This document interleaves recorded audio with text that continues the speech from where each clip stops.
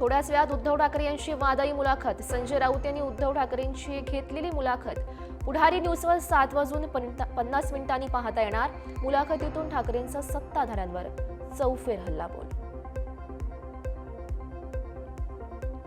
मराठी कळत नसेल तर कानाखाली बसणार. मीरा भाईंदरमधील मराठीच्या राड्यावरून राज ठाकरे आक्रमक. महाराष्ट्र तुमच्या बापाचा आहे.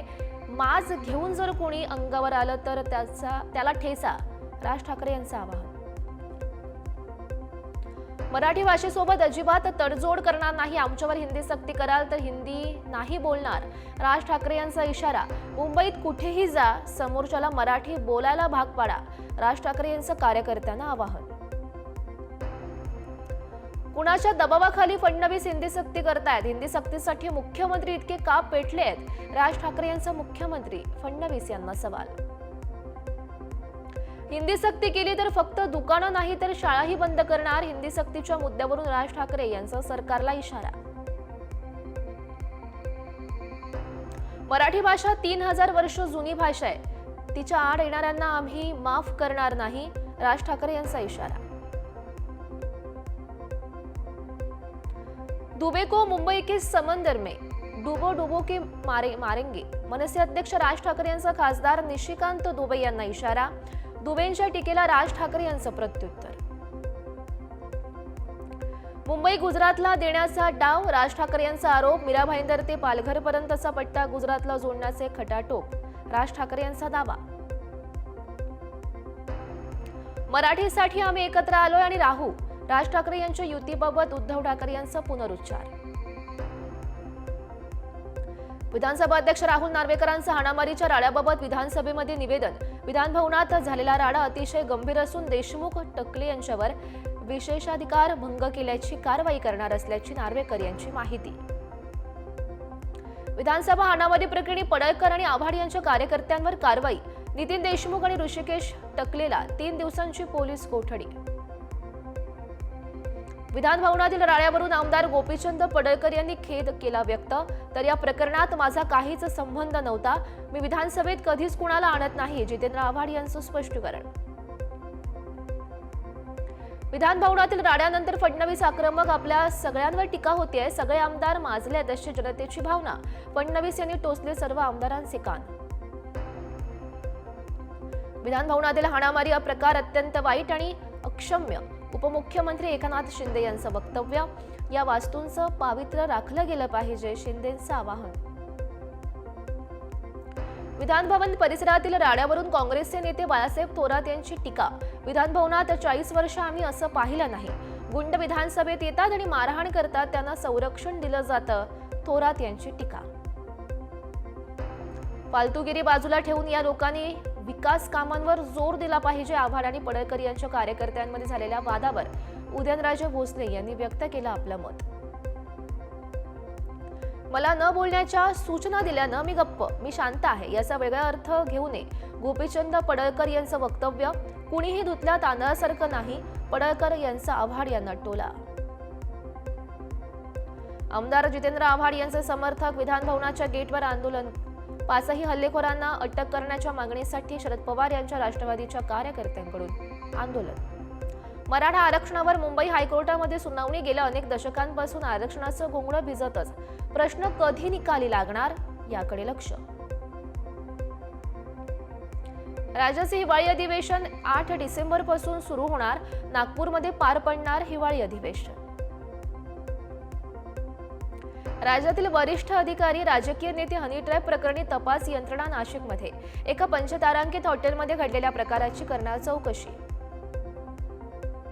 हनी ट्रॅपच्या प्रकरणाच्या आरोपांवर मुख्यमंत्री देवेंद्र फडणवीस यांची भूमिका. हनी ट्रॅप प्रकरणाची कोणतीही तक्रार आलेली नाही. ना हनी आहे ना ट्रॅप आहे. फडणवीस यांनी हनी ट्रॅपचे आरोप फेटाळले. गृहराज्यमंत्री योगेश कदम यांच्यावर आमदार अनिल परब यांचे गंभीर आरोप. मंत्री योगेश कदम यांच्या मातोश्रीच्या नावावर कांदिवलीमध्ये सावली नावाचा डान्स बार.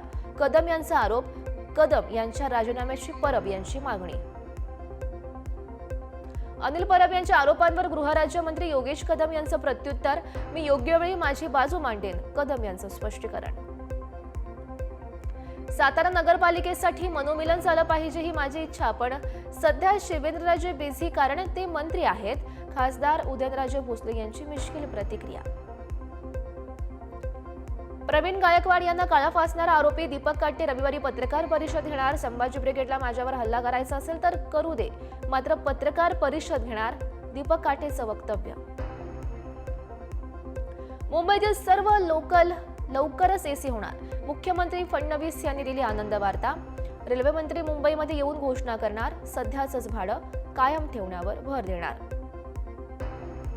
ॲप आधारित कॅब चालकांचं आंदोलन आणखी तीव्र होणार. आंदोलक मुंबईतील आझाद मैदानात ठाण मांडून भाडं परवडत नसल्यानं कॅब चालकांचं आंदोलन. राज्यातील खासगी शाळेतील शिक्षकांच्या वेतनासाठी 970.42 कोटींच्या खर्चास मान्यता. शालेय शिक्षण मंत्री दादा भुसे यांचे विधानसभेत निवेदन. दिव्यांगांसाठीच्या अनुदानात 1,000 रुपयांची वाढ. मंत्री अतुल सावे यांचे विधान परिषदेमध्ये निवेदन. दरमहा 2,500 रुपये अनुदान देण्याची घोषणा. दिव्यांगांच्या मानधनात राज्य सरकारनं वाढ केल्यानं प्रहारच्या बच्चू कडूंनी सरकारचे आभार मानले, तर 6,000साठी आम्ही आग्रही राहू, असंही कडू म्हणाले. राज्य सरकारनं दिव्यांगांच्या भत्त्यात वाढ.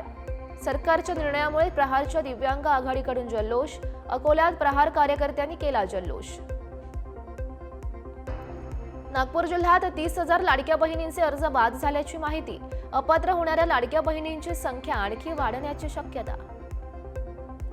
जनतेच्या भावना लक्षात घेऊन आम्ही स्थानिकांच्या मागणीनुसार किल्ले रायगडाच्या पायरी मार्ग वापराबाबत सुधारित आदेश जारी. केवळ पावसाच्या रेड आणि ऑरेंज अलर्टच्या दिवशीच पायरी मार्ग आता बंद राहणार. संभाजीनगरमध्ये गेल्या अनेक दिवसांपासून अंगणवाडीमध्ये बालकांना पोषण आहार निकृष्ट आणि कालबाह्य दिला जात असल्याचा धक्कादायक प्रकार समोर. पोषण आहारात लेंड्या, अळी, किडलेलं, अतिशय खराब झालेलं अन्न. देशभरातील करन्सी नोट प्रेस आणि इंडिया सेक्युरिटी प्रेसमधील कामगारांचा 31 जुलैपासून संपावर जाण्याचा इशारा. दिवाळी बोनस, भरती प्रक्रियेतील गैरप्रकारांना आळा घालणं तसंच मेडिकल सुविधांसह अन्य मागण्यांसाठी संपावर जाण्याचा इशारा. राज्यामध्ये 15 जुलैनंतर पावसाचा जोर ओसरला. 36 पैकी तब्बल 27 जिल्ह्यांमध्ये कमी पाऊस. फक्त मध्य महाराष्ट्र आणि विदर्भातील पावसाची स्थिती समाधानकारक.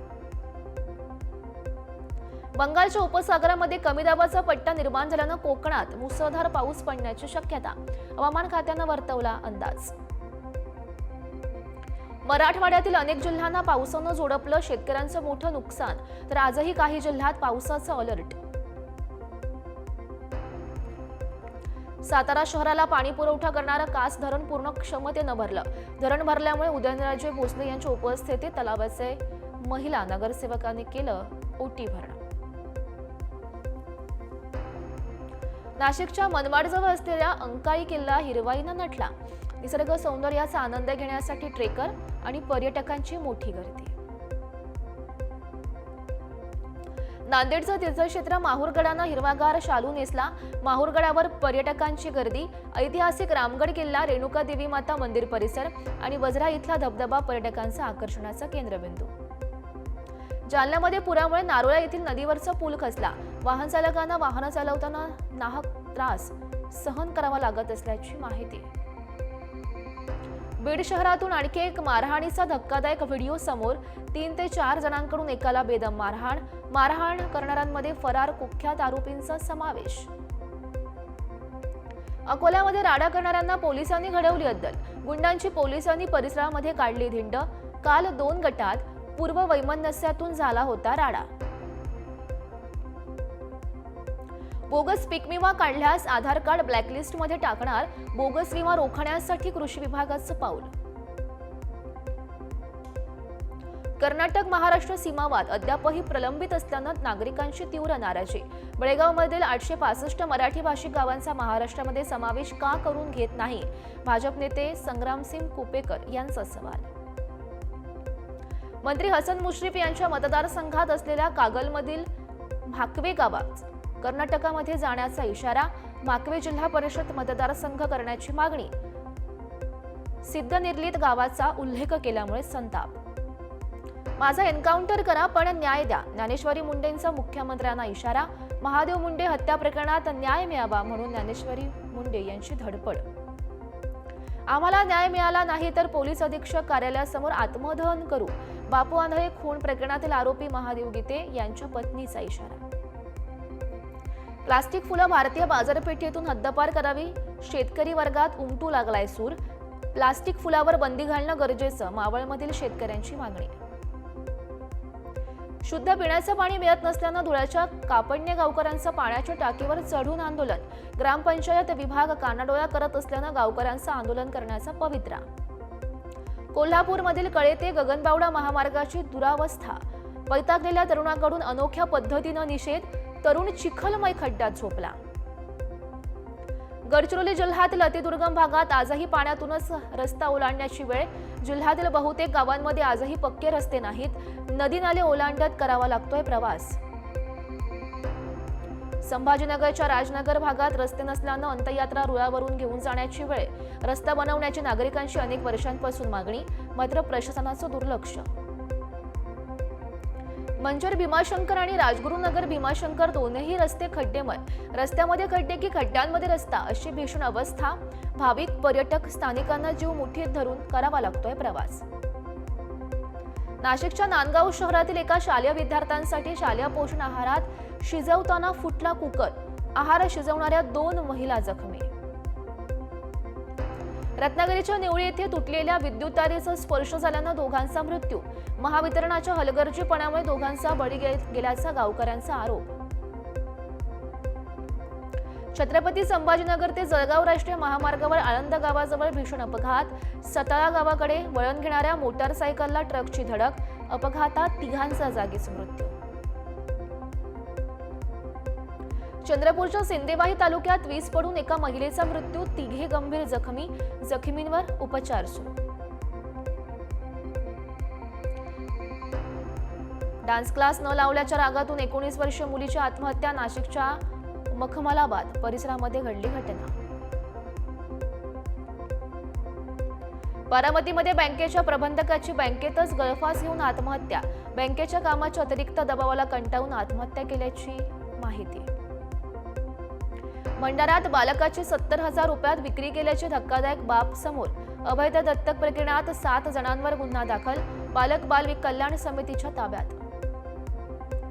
येरवडा जेलमधून पळालेला आरोपी उल्हासनगर पोलिसांच्या जाळ्यात. आरोपीनं उल्हासनगर आणि आजूबाजूच्या परिसरात केले होते अनेक गुन्हे. पुण्यामध्ये परदेशी महिलेकडून 7.5 कोटी रुपयांचे अंमली पदार्थ जप्त. कागदाच्या पट्ट्यांमध्ये लपवत महिलेकडून अंमली पदार्थांची तस्करी. जालन्यात वाळू माफियांवर कारवाई करत 35 लाख रुपये किमतीचा मुद्देमाल जप्त. 2 वाळू चोर गोंदी पोलिसांच्या ताब्यात तर 4 विरोधात गुन्हा दाखल.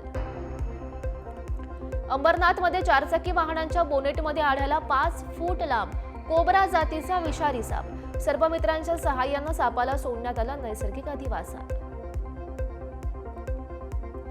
तीर्थक्षेत्र माहूरच्या रेणुका माता मंदिराकडे जाणाऱ्या घाटात बिबट्याचं दर्शन. गरुडगंगा पुलावर ऐटीत बसला बिबट्या. वाहनधारकांच्या निदर्शनास. विहिरीमध्ये पडलेल्या बिबट्याचं स्थानिक नागरिकांनी वनविभागाच्या मदतीनं रेस्क्यू. पुण्याच्या जुन्नरच्या ओझर येथील ही घटना. प्राथमिक उपचारासाठी बिबट्या माणिकडोह बिबट्या निवारा केंद्रात दाखल. जळगावच्या चोपड्यात काळविटाची शिकार करून मांस आणि शिंगाची वाहतूक. चोपडा ग्रामीण पोलीस आणि वनविभागाकडून 2घांना अटक. भारतीय रिझर्व्ह बँक रेपो दरात आणखी 0.5% कपात करण्याची शक्यता. त्यानंतर रेपो दर 5.25% खाली येण्याचा अंदाज. आयसीआयसीआय बँकेच्या ताजा अहवालात भाकीत. राजस्थानमधील अजमेर शहरात मुसळधार पावसामुळे जनजीवन विस्कळीत.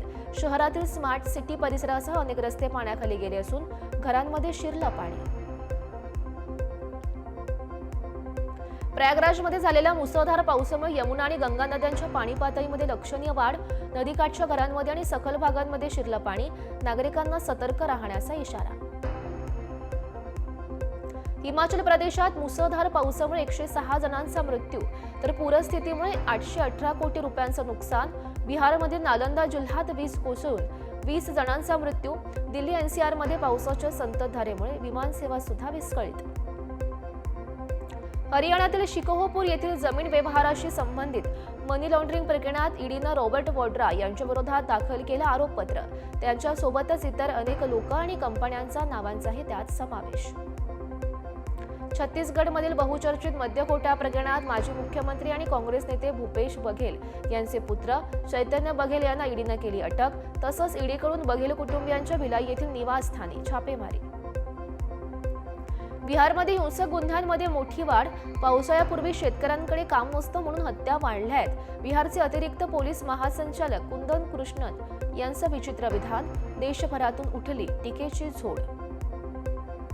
अमेरिकेचे राष्ट्राध्यक्ष डोनाल्ड ट्रम्प यांच्या स्थलांतर धोरण आणि मेडिकेड कपात विरोधात देशभरात 1600हून अधिक ठिकाणी आंदोलन. गुड ट्रबल लाइव्हज ऑन या नावानं पार पडलं हे आंदोलन. गाझामधील होली फॅमिली कॅथोलिक चर्चवर चुकून एका इस्रायली टँकचा शेल पडल्याने 3 जणांचा मृत्यू. एका पाद्रीसह 10 जण जखमी. नेतृत्वात मॅन मॅनेजमेंट खूप महत्त्वाचं असतं. धोनीकडे ही कला आहे. जर शुभमन गिलनं ही कला शिकवून घेतली तर तो देखील धोनीसारखा महान कर्णधार बनू शकतो. भारताचे माजी मुख्य प्रशिक्षक गॅरी कर्स्टन यांचं मत. मँचेस्टर कसोटी आधी सहाय्यक प्रशिक्षक रायन डे डोशेटनं दिली रिषभ पंतच्या दुखापतीबाबत मोठी अपडेट. त्यांच्या बोटाच्या दुखापतीत आता सुधारणा. मँचेस्टर कसोटीसाठी पंत उपलब्ध असेल तो फलंदाज म्हणून खेळणार असल्याची माहिती. आंतरराष्ट्रीय क्रिकेट परिषदेनं भारतीय महिला संघाची सलामीवीर प्रतिका रावलला सामन्याच्या मानधनाच्या 10% आणि एका डिमेरिट पॉइंटचा दंड. इंग्लंड संघाला स्लो ओव्हर रेटसाठी सामन्याच्या मानधनाच्या 5% दंड.